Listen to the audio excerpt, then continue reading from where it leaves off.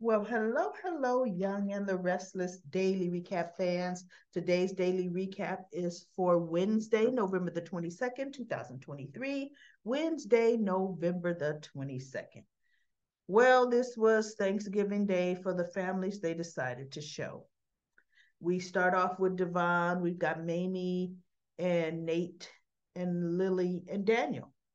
So I was really happy to see Daniel there with Lily because I just knew Heather and Lucy would have hijacked him, which I wouldn't be surprised if he's not going to meet him later because guess what? Your child's in town. Thanksgiving's supposed to be about family. So, okay, you go to the girlfriend with her family. Then a little bit later, you, your daughter, your mother, your sister who ain't attached to anybody, y'all should be getting together. And of course, Heather would tag along. You can even invite Lily to that too. But I could see it needs to be shared, especially with family when you got extended family. Abby was at, so anyway, Abby comes later because she's at society dealing with the Baldwin Fisher uh, uh, Thanksgiving dinner she had set up, but she leaves because she just makes sure everything's going to go okay. And she comes back over here to Lily's. Well, they are trying to pin down Mamie to give them intel on Tucker. What was the arrangement she and Tucker had? So first she goes, I'm not going to talk about business on this day for family. This is just family. And I'm so thankful and grateful to be here with my family. And Nate says, and everybody, I want to say this. I am so honored that you all invited me over here for Thanksgiving. It means a lot to me. So they just look at Nate like, yeah, yeah, okay, whatever, cousin. Yeah. They could tolerate him. Okay, cuzzo. So they do minor chit chat, right? And then Devon circles it right back around, and Lily too. Okay, Mamie, we deserve to know. You talk about family and what we mean to you. What is this arrangement? So she finally says, look, my arrangement has always been very straightforward to bring this family together, to have a company that you're all working at that's a family business. And he says, what about Tucker? She goes, Devon, it's always been about you. Tucker wants to oust Jill. And so do I, she said. But Tucker wants to oust Jill so that you and your sister can run Chancellor Winters. It can truly be a family company.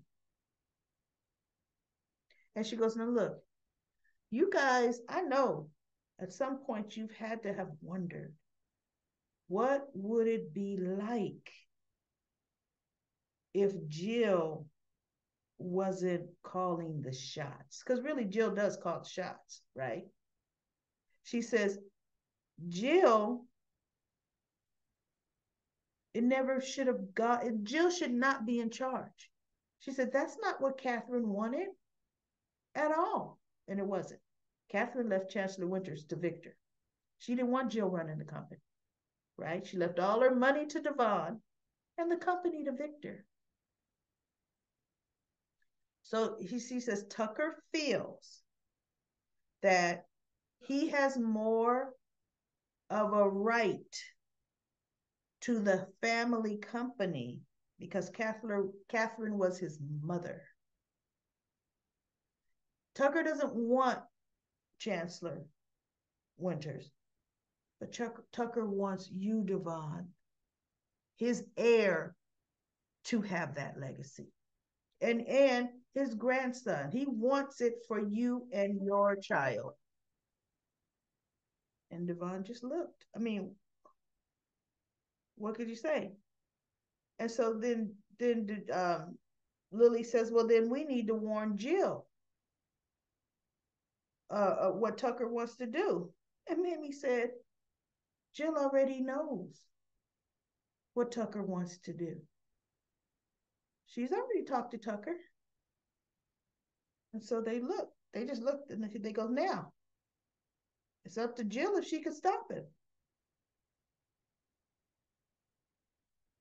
So they're just kind of a little dumbfounded because now they're thinking, Devon is already thinking, yeah, because it's that doggone Jill that almost cost me to lose my business, her wanting to go public. That was all Jill. Jill still tells them what to do,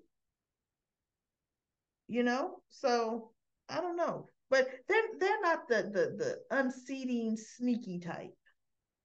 They really aren't. So and Jill is getting ready to bring Chance in because guess what? Chance is a chancellor. But Chance is not Catherine's heir. Chance is Philip Chancellor's heir. So that's going to be interesting. Catherine, Jill had the affair with Catherine's husband,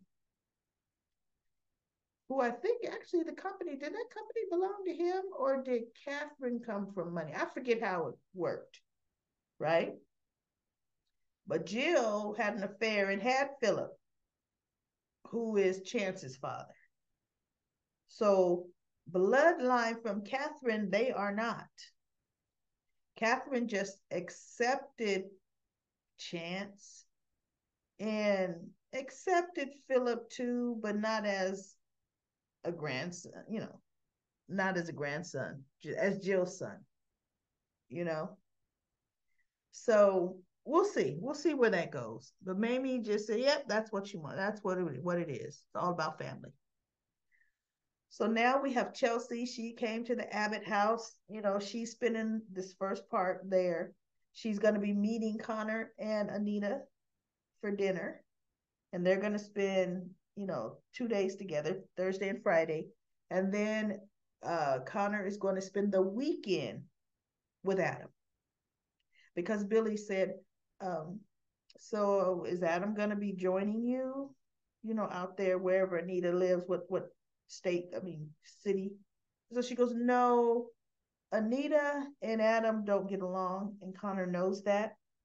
So Connor's not going to put his father through that. I'm having dinner with the two of them. We're going to spend, tomorrow to get today and tomorrow together, and then Adam's going to have him be with him Saturday and Sunday. So she didn't say whether it was Adam's coming out there. For sure, I'm probably Adam's going out there. So this way he gets his father all to himself, and his father doesn't have to put up with somebody he doesn't like. And they said, well, goodness, how thoughtful of Connor. And then Jack tries to say, see, it's not, you want to be around family that you get along with versus, she's trying to talk about Tucker. And Ashley just looks at him and says, Jack, have I ever complimented you on your subtlety? And he goes, no, I don't think so. She goes, there's a reason for that. And they all start laughing. And Jack is like, it's not that funny. Yeah, okay. So anyway, she goes, listen, I'll be back for dinner, everybody. So she leaves and Jack is still, how you. So she goes to the club and there's Tucker and Audra. They actually were having, he made me giggle or chuckle because he was, the burger came to the table and you know how he gets, ooh, look here. Like that turkey stuff is overrated. This is where it's at, burgers and fries. And she's kind of tickled with his what he's doing at the table. It amused her. So she goes, I guess. So they're talking and he's telling her, why Kyle? She goes, he goes, there's something between you two. I could tell. I could just tell. And she goes, it almost sounds like you're jealous. And he goes, of that Abbott? No. You could do better. He is this and whatever, whatever. She goes, he's not me. And she looked at him like, and what he's saying, he goes, Audra, in another time, almost in another universe, in another alternate world, he said, you and I could have been something special. And I thought, well, for one thing, Tucker, she's younger than your son. Okay. You're her father. Kind of a little creepy, Tucker. All right. So you guys would not be, because we would be a power couple. I would have offered you the world. And I'm thinking, no, you wouldn't. She's a kid. Come on now. You only with her because you're telling her what to do. And now she's blowing you off because when she goes, you want to go upstairs, and she's like, oh no. And he goes, to get something to eat. She goes, oh, okay. See? Oh, now it's, oh no, old man, creepy. See, no. Mm-mm. But Audra was touched because he touched her hand and he goes, we could have been something great. And then Ashley texts saying, can we meet for a drink? And he goes, oh. She goes, who's that? And he goes, see for yourself. So she looks at it. She goes, didn't see that one coming. And she looked at him, well, what are you going to do? He goes, nothing. So he's saying something else to her. She goes, well, you might as well text her. You heard what Kyle played. She's going to only try to work you. So you might as well see, what she's going to do. And he goes, you know what? Yeah. So he texts her. And they're still sitting there when Ashley walks in. Well, of course you two are together. And so maybe he didn't even answer her because she just walks up. Of course I'd find you two together. And he just looked at her and he says something. And she looks at Audra and she kind of says something to her. And Audra's like, oh, you know what? That's my cue to leave. So she, like forget finishing the burger.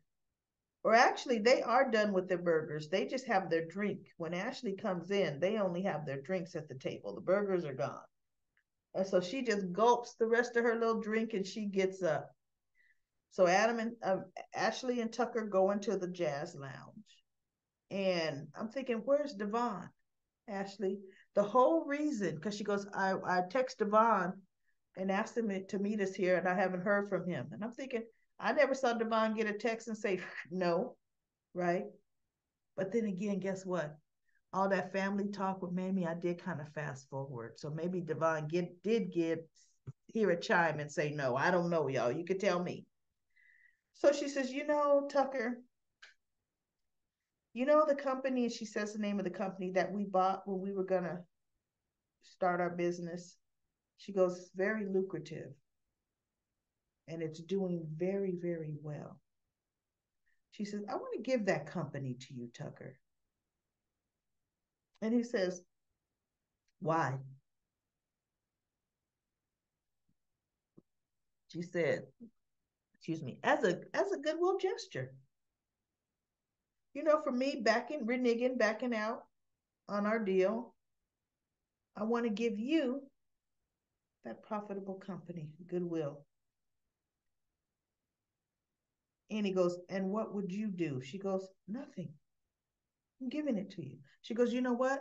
Maybe this could kind of be a step, a stepping stone for us to kind of smooth the waters.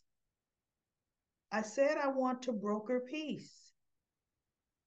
And hopefully this is like a first step of showing I do. I want to broker peace for the family. And he goes, okay. And she goes, well, okay then. So they click glasses and they take a sip. She turns away and he's looking like, what's she up to? See, he's like, she up to something. And in my mind, I'm thinking, Ashley, you're transparent. You're up to something. But part of Ashley doesn't care that you know she's up to something. She likes keeping Tucker off his kilter. She really does. And I think that's because of the way she was always off her kilter years ago, pining over the man. But anyway, so we'll see. That was just cat and mouse. Of course, Devon never showed up. He was never going to leave his family to come to that. So last but not least, we have the Fisher family. Dysfunctional Michael and Gloria are back. Showed up at the door, Lauren's door, no, Lauren and Michael's door. No advance warning. Gloria demanding a traditional Thanksgiving meal with all the trimmings. Lauren wasn't going to do nothing. Kevin and Chloe had plans with their little family they had to change everything because Gloria demanded it. So that's when not Gloria, Lauren reached out to Abby and begged, and Abby, because the restaurant's closed. She had it closed, but she kept the chef, and the chef made the meal. And so she goes, the only thing you guys are going to need to do is you're going to need to serve yourselves in the back. And who's locking up? Because she gave the employees off. So either the chef is locking up or maybe security's locking up. I don't know, because she didn't give them the key to lock up. But that's just one detail we didn't get to hear about. Because see, my whole thing is, if you're having society make the meal, that could have all come and been a takeout. Lauren could have called that whole meal, just had them set the table at home, put the food on their plate, on their table. They did not have to eat there at society at all. But anyway, you know what? We ain't gonna worry about how that happened. I guess they don't want to show us Michael. When's the last time we seen Michael in Lauren's house? And I don't know that we've ever seen a dining room there. So they didn't want to have to make a whole new set, right? But anyway, they're talking about, why didn't you call? And Michael said, no, honey, I did. I tried calling. The calls would not come through. Horrible connection. I even tried texting you. We weren't going to wait around. We got on the first plane out of there. And Gloria, when she first showed up, she's all drunk and sloshing over, and she knocked out sleep with a little nap. And then she woke back up. It was just a little cat nap. Woke back up, and they're pressing her. What did you do that landed you in jail, that kept Michael there that long? And it ends up being some story. Michael said, you tell him or I'm going to tell him. She goes, it was a mistaken identity. And Michael laughed. He goes, and I know you were guilty of sin. But that's what he got her off on. She was having an affair with some diplomat, and the wife caught him, and she stole some of the wife's belongings on the way out the door. And it was the husband that pressed the charges. Now, how Michael ended up getting it off on mistaken identity, nobody knows, but he's like, she better be lucky I'm that good. Right? Because anybody else, because she did do it. So they're like, Kevin says, that's Gloria for you. So she's like, can you stay out of trouble? And she's just, it's not my fault. Nothing's ever Gloria's fault. Nothing's ever Gloria's. So they end up having dinner, talking about what they're thankful for, and yada yada yada. Very boring, but it was good to see Kevin make his one-day appearance, on the show. And him and Chloe still look, they still work well together, but they don't need Kevin on the show. They're not showing the PCPD, which is where he works. So there's not a real storyline for Kevin, and I'm cool with him not being there. I'm cool with him popping up, in and out, popping in and out. So anyway, everybody, that's it. It was a very boring Thanksgiving Day episode. They will be back on Monday with another episode. So I'll be back with another daily recap of The Young and the Restless.